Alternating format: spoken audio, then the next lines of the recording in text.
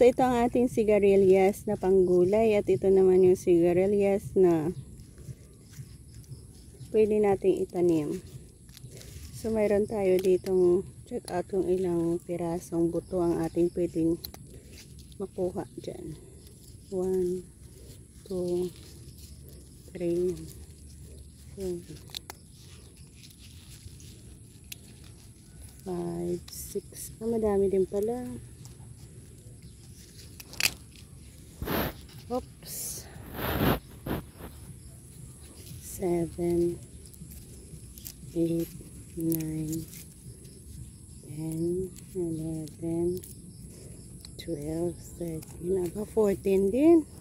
So itanim natin ito sa area kung saan mag-e-expect na naman tayo ng magandang bunga niya. Ayan.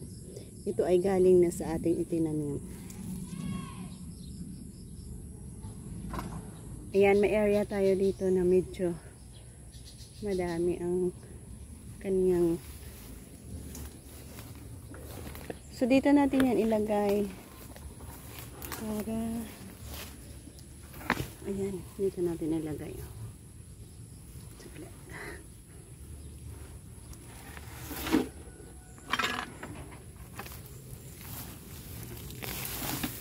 Tanggalin natin. Wala akong dalang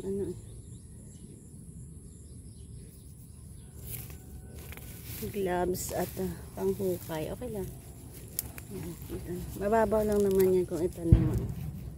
So dito tayo magtatanim ng 3. Yan, 3 ang ating itatanim.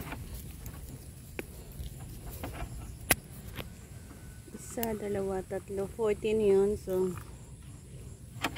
yan.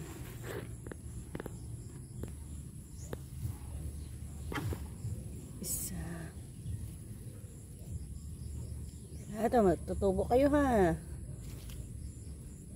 Para ma-update ulit natin ang mga friendship natin na sumasabay sa atin. So, ayan.